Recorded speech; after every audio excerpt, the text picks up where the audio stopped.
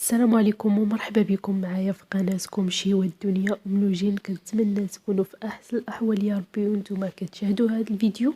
اليوم مع فيديو جديد ووصفه جديده اللي هي الدجاجه في الفران بالاعشاب المنسمه اللي كتجي رائعه، كتذوب في الفم، كتجي خطيره بزاف بزاف.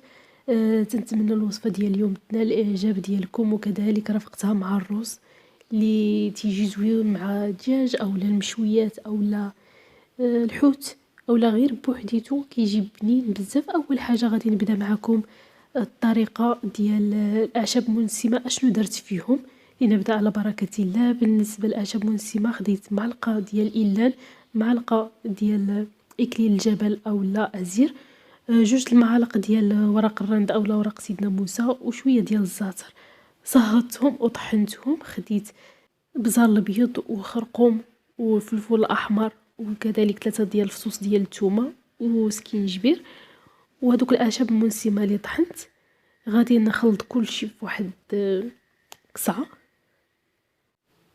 من بعد غادي نزيد عليه عصير نصف حامضه، اولا كان عندكم حامض مصير يمكن لكم تضيفوا هذاك اللب ديالو. ومن بعد غادي نزيد راس المعلقه ديال الخردل اولا موطارد. ومن بعد غادي نزيد نص كاس ديال الماء وغادي نخلط كلشي مزيان باش هذه هي التبزيره اللي غادي نلبسها الدجاجه ديالنا. من بعد ما غادي نغسلها مزيان بالحامض وشويه سكينجبير وكذلك السودانيه، وغادي نخليهم واحد المده باش يترقدوا. عاد غادي نحاول نقيها مزيان من الداخل. غادي ناخذ الدجاجه ديالي وغادي نحلها من الصدر كيف ما كتشوفوا معايا بهذه الطريقه هذه، وغادي نحاول نلبس لها ديك التتبيله باش تشرب مزيان، وغادي نخليها لمده ساعه اولا كان عندكم الوقت يمكن لكم ديروها تبات ليله كامله من افضل باش تشرب ليا ديك التتبيله. بالنسبه للملحه انا ما درتش فيها الملحه في هاد التتبيله هذه اللي درت، لان الدجاجه مغسوله بالملحه. حاولوا ما امكن ما ديروش الملحه في التتبيله، لان الا ملحتوه والدجاج مالح غادي يجي مالح بزاف. غادي نحاولوا نحلو حتى في الفخيضات غادي ندخلو التشرموله، نديرو نتكوها بالموس، وغادي ندخلو هذيك التشرموله في الفخيضات وكذلك في الصدر، ومزيان ندخلوها على مزيان ما بين الجلده واللحم على هذا الشكل هذا.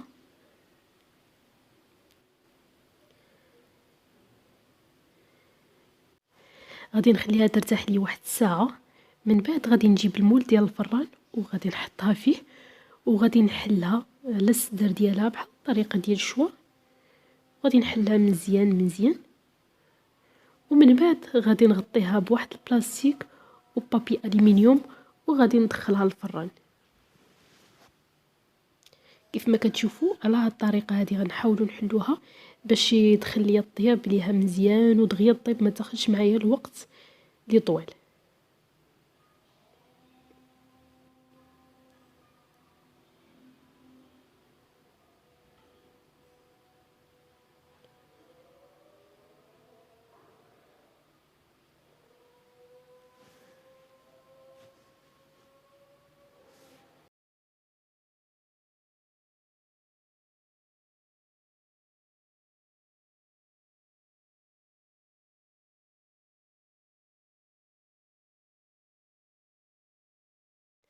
غادي نخليوها طيب، ما غاديش تاخذ معنا الوقت بزاف ديال الطياب. المهم كل مره غادي بقى تحاولوا تقلبوها في الفران وتشوفوا واش طابت ولا مازال. باش تقرب الطيب غادي نوجدوا الرز حتى يقرب يطيب لينا. عاد غادي نوجدوا الرز باش ما يجيناش الرز بارد وهذا مسخون، خص كلشي يتكل سخون. اول حاجه غادي نديروا شويه ديال الزيت في كوكوط، وغادي نضيفوا عليها بصله وكذلك 3 ديال الفصوص ديال الثومه اولا جوج على حسب كل واحد الثومه ديال المذاق ديال الثومه اللي كيبغي. غادي نديرهم في كوكوط وغادي نحاول نقليهم حتى غادي يدباليو لينا. من بعد غادي نجيب الزيتون اللي غادي يكون مقطع وغادي نضيفه، وغادي نجيب معلقه ديال مطيشه الحك وغادي نزيدها وغادي نخلط كلشي مزيان. من بعد غادي نجيب شويه ديال سكينجبير، راسة معلقه ديال الخرقوم، وراسة معلقه ديال القزبور اليابس، شويه ديال مساخن الا عندكم راس الحانوت.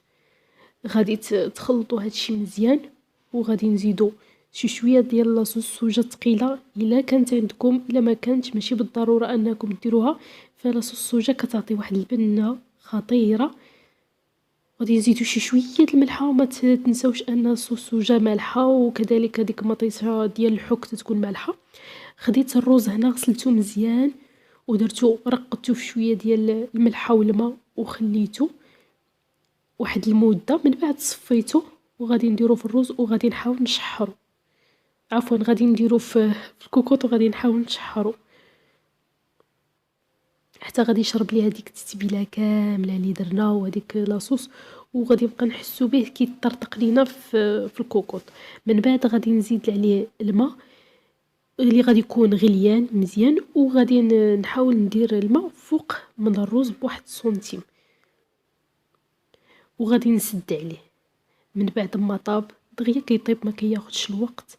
هذا هو الشكل النهائي ديال الروز، كيجي رائع بزاف. تيجي بنين غير هو بوحدو، صراحه تيجي خطير. في هاد الوقيته هادي اللي طاب لي الروز، طابت لي كذلك حتى الدجاجه. خديتها دهنتها بشويه ديال الزبده وريتها وخليتها تاخذ لي اللون ديالها، تحمرات وحطيتها في طبق التقديم. خديت بطاطا سلقتها نص سلقه ودرت لها اعشاب منسمه ودخلتها للفران حتى هي باش تحمر ليا مع شويه ديال زيت الزيتون.